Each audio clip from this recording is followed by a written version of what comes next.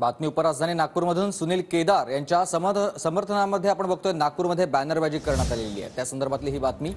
कल भी आपके साथ थे और आज भी आपके साथ है अशा आशयाचे बॅनर्स सध्या काँग्रेस कार्यकर्त्यांना लावलेले पाहायला मिळतात। सुनील केदार यांच्या नागपुरातल्या कार्यालयाबाहेर हे बॅनर्स लावण्यात आले।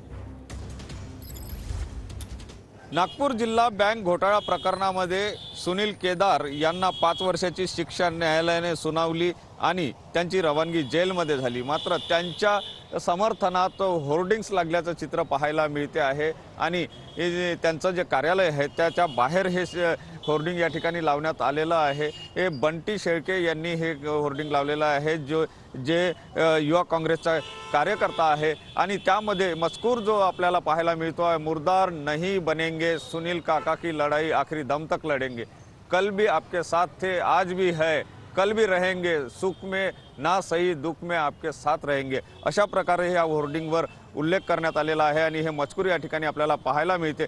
महत्त्वाचं म्हणजे जे न्यायालयाने जामीन जो आहे तो सुनील केदार यांचा नाकारला, त्यानंतर त्यांना जेलमध्ये जावं लागलेलं आहे आणि आता त्यांना हायकोर्टात जाण्याचा पर्याय त्यांच्या जवळ आहे। मात्र हायकोर्टात गेल्यानंतर सुद्धा त्यांच्या जामिनावर केव्हापर्यंत निर्णय होते हे भविष्यात माहीत पडणारच आहे। मात्र आता ते सध्या जेलमध्ये आहे। मात्र त्यांचे समर्थक जे आहे ते अशा प्रकारचे होर्डिंग लावून त्यांचं समर्थन करताना या ठिकाणी पाहायला मिळते। कॅमेरामन साईसह सुनील ढगे, TV9 मराठी, नागपूर।